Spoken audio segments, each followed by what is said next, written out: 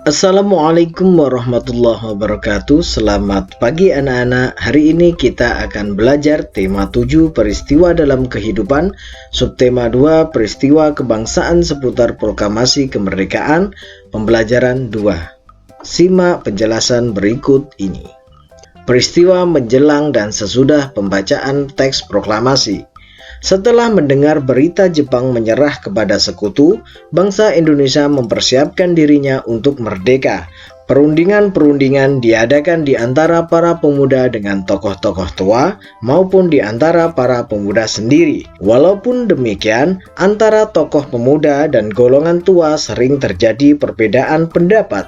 Akibatnya, terjadilah peristiwa Rengas Dengklok pada tanggal 16 Agustus pukul 4 waktu Indonesia Barat. Bung Hatta dan Bung Karno beserta Ibu Fatmawati dan Guntur Soekarno Putra dibawa pemuda ke Rengas Dengklok agar tidak terpengaruh oleh Jepang. Tujuannya mendesak golongan tua untuk segera memproklamirkan kemerdekaan Indonesia. Setelah melalui perdebatan dan ditengahi Ahmad Subarjo, menjelang malam hari, kedua tokoh Bung Hatta dan Bung Karno akhirnya kembali ke Jakarta. Rombongan Soekarno-Hatta sampai di Jakarta pada pukul 23 waktu Indonesia Barat. Soekarno dan Hatta setelah singgah di rumah masing-masing, lalu bersama rombongan lainnya menuju rumah Laksamana Maeda di Jalan Imam Bonjol nomor 1 Jakarta, tempat Ahmad Subarjo bekerja. Di tempat itu, mereka akan merumuskan teks proklamasi kemerdekaan. Perumusan sampai dengan penandatanganan teks proklamasi kemerdekaan baru selesai pada pukul 4 waktu Indonesia dini hari pada tanggal 17 Agustus 1945. Pada saat itu juga disepakati bahwa teks proklamasi akan dibacakan di halaman rumah Insinyur Soekarno di Jalan Pegangsaan Timur 56 Jakarta pada pukul 10 waktu Indonesia Barat. Adapun peristiwa setelah dibacakannya teks proklamasi kemerdekaan adalah sebagai berikut. 1. Penyebaran berita proklamasi kemerdekaan 17 Agustus 1945.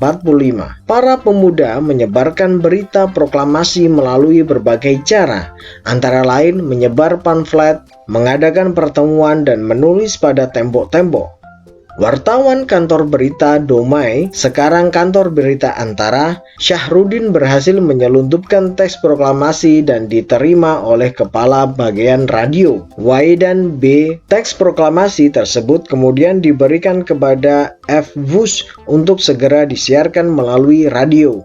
Berita proklamasi kemerdekaan Indonesia juga disebarkan melalui beberapa surat kabar. Harian Suara Asia di Surabaya adalah koran pertama yang menyiarkan berita proklamasi. Pihak pemerintah Republik Indonesia juga menugaskan para gubernur yang telah dilantik pada tanggal 2 September 1945 untuk menyebarluaskan berita proklamasi kemerdekaan Indonesia di wilayahnya. 2. Sambutan rakyat di berbagai daerah terhadap proklamasi kemerdekaan Indonesia. Peristiwa penting yang menunjukkan dukungan rakyat secara spontan terhadap proklamasi kemerdekaan Indonesia antara lain sebagai berikut. Rapat raksasa di lapangan Ikada, Ikatan Atletik Jakarta pada tanggal 19 September 1945 menyambut kemerdekaan. Usaha menegakkan kedaulatan juga terjadi di berbagai daerah dengan adanya tindakan heroik di berbagai kota yang mendukung proklamasi kemerdekaan Indonesia, antara lain di Yogyakarta, Semarang, Surabaya, Aceh, Bali, Palembang, Kalimantan, Bandung, Makassar, Lampung, Solo, Sumatera Selatan, dan Sumbawa. Selanjutnya, ayo temukan kosakata baku dan tidak baku pada bacaan yang berjudul peristiwa menjelang dan sesudah pembacaan teks proklamasi. Kemudian cari arti katanya di Kamus Besar Bahasa Indonesia. Mari kita kerjakan bersama-sama. Kosakata baku pertama, proklamasi, arti kata, pemberitahuan resmi kepada seluruh rakyat, pemakluman, pengumuman. Kosakata tidak baku, proklamir. Kosakata baku, sekutu, arti kata, gabungan dari beberapa negara yang bekerja sama. Kosakata baku ketiga, Perundingan, arti kata proses, cara, pembuatan, perundingan atau perundingkan. Pembicaraan, perembukan, pemusyawaratan. Kosakata baku keempat, pamflet, arti kata surat selebaran. Kosakata baku kelima, heroik, arti kata bersifat pahlawan. Selanjutnya, jawablah pertanyaan-pertanyaan terkait peristiwa Rengas Dengklok berikut ini. 1. Kapan peristiwa Rengas Dengklok terjadi? Jawabannya, tanggal 16 Agustus 1945. 2. Siapakah yang diamankan pada peristiwa Rengas Dengklok? Jawabannya, Insinyur Soekarno, Muhammad Hatta, Ibu Fatmawati, dan Guntur Soekarno Putra. 3. Siapakah yang memelopori peristiwa Rengas Dengklok?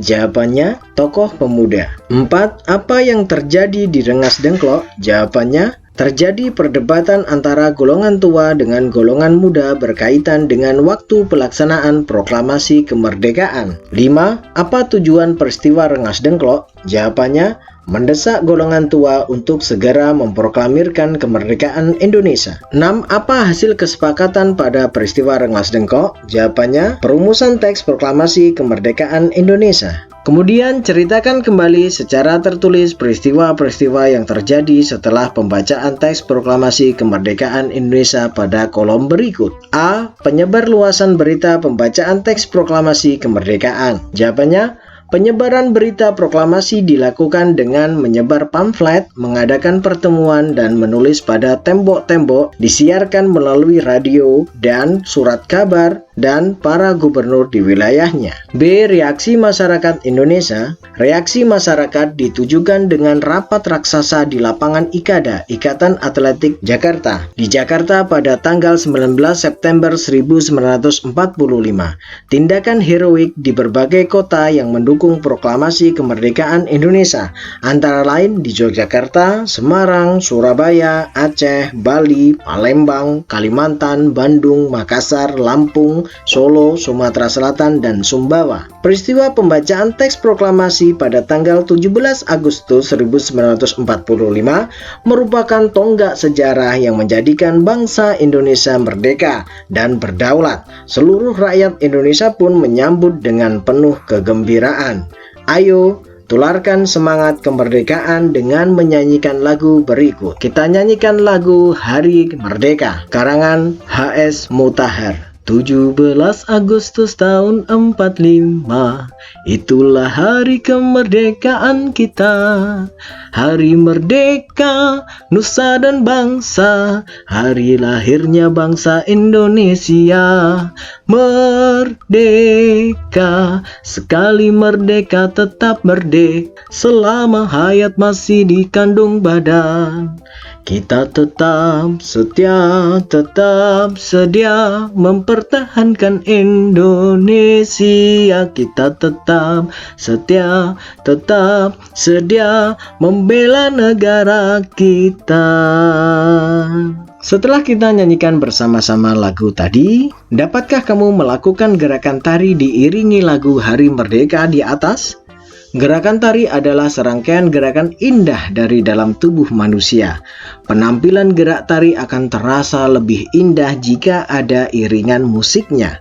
Musik dan tari merupakan salah satu kesatuan yang tidak dapat dipisahkan. Musik dapat mengatur tempo gerak, sebagai pengiring, memberikan suasana, dan sebagai ilustrasi untuk mempertegas ekspresi gerak. Selain musik atau iringan tarinya, keindahan gerak tari juga dapat dilihat dari pola lantai saat penari memperagakan gerak tari. Tahukah kamu apa yang dimaksud dengan pola lantai? Pola lantai adalah garis-garis di lantai yang dilalui oleh penari dari perpindahan tempat satu ke tempat lain pada saat melakukan gerak tari. Menurut jenisnya, ada 3 bentuk karya tari yang perlu kamu ketahui sebelum kita lebih lanjut membahas tentang pola lantai. Ada bentuk karya tari tunggal, karya tari berpasangan, dan bentuk tari kelompok. Perhatikan gambar berikut. Apakah kamu bisa membedakan ketiga bentuk karya tari tersebut? Kalian bisa mencari referensi pada buku atau pada internet. Cukup sekian pembelajaran kita pada pagi hari ini. Terima kasih. Wassalamualaikum warahmatullahi wabarakatuh.